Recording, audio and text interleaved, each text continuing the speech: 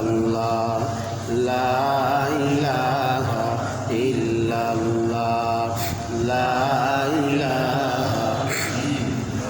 जिक्र में क्या मजा है सर झुका कर देख लो,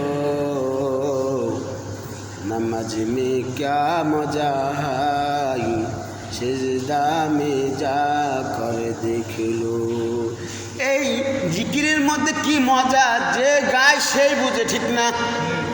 চক্ষুটা একটু বন্ধ করেন, গোপনে একটু চোখের পানি ফালান, দিলটা মনটা নরম করে একটু আল্লাহর কাছে কানলে মজা লাগে কি লাগে না? এজন্য ঈমান আর আমল যা ঠিক হয়ে যাবে তার সমস্ত আমল ঠিক হয়ে যাবে। ঈমান যার নাই তার কোনো আমল কবুল হবে না। এজন্য ভাইরা আমার বেশি বেশি দাওয়াতের কাজ করতে হবে। উলামা ইকরামের কথাগুলো, ঈমান আমলের কথাগুলো শুনতেই হবে। কেন উলামা ইকরাম যে কথাগুলো বলে এটা আল্লাহর কোরআনের কথা, আল্লাহর কথা, নবীর কথা, ঠিক না ঠিক? আল্লাহর হুকুম আর নবীর তরিকায় যে চলবে সে দুনিয়াও শান্তি পাবে, আখিরাতেও শান্তি পাবে। দুনিয়াও কামিয়াবি হবে, আখিরাতেও কামিয়াবি হবে, ঠিক না ঠিক? আর যে ব্যক্তি আল্লাহ তাআলার হুকুম মানবে না, নবীর তরিকা চলবে না, দুনিয়া নিয়ে ব্যস্ত ব্যস্ত ব্যস্ত, বাড়ি একটা আছে আর একটা করার চিন্তা ফিকির, ঠিক না ঠিক? সন্তান একটা বিদেশে পাঠাইছে আর একটা পাঠানোর ফিকির, গাড়ি একটা কিনছে, বাড়ি আর একটা কিনছে, কিন্তু আর একটা কেনার ফিকির। কিন্তু আমাকে একটু কবরে যাইতে হবে, আমি কবরে কি নিয়ে যাব? আমার জীবনে কত গুনাহ হয়েছে, ওই গুনাহগুলো মাফ না করা গেলে কঠিন জাহান্নামের মধ্যে গ্রেফতার হতে হবে। এই চিন্তা কিন্তু আমরা করি না। এই চিন্তা করার দরকার আছে কি আছে না?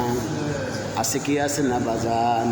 এজন্য মৃত্যুর আগে ঈমান আর আমল নিয়ে যাইতে হবে।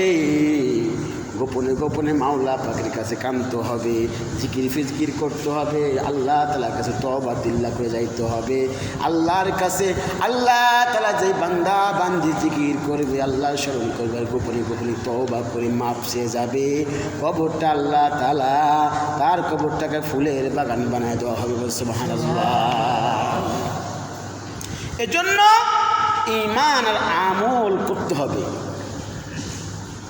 কালিমা লা ইলাহা ইল্লাল্লাহ মুহাম্মাদুর রাসূলুল্লাহ আমরা পড়ছি কি বলি নাই? এই কালিমার হাকিকত বুঝতে হবে। হাকিকত কি?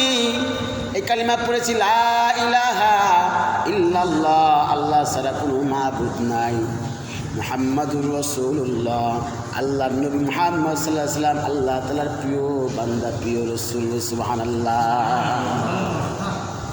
এর হাকিকত বুঝে যখন আমি নামাজ পড়ব, আমার সন্তানটাকে, আমার বিবিটাকে, আমার পরিবারকে আমি যখন নামাজের দাওয়াত দিব, রব্বে কারিম আমার প্রতি খুশি হবে কি হবে না?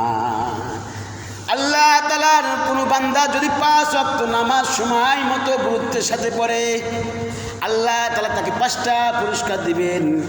1 নম্বরে রিজিকের পেরেশানি দূর করে দিবেন, 2 নম্বরে ডান হাতে আমলনামা দিবেন, বিজলি গতিতে ফুলসিরাতের রাস্তা পার করে দিবেন এবং তাকে কবরের আযাব হটায় দিবেন।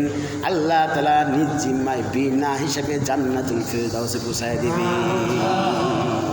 জান্নাতে যাইতে চাই তাহলে ঈমান আর আমল নিয়ে যাইতে হবে।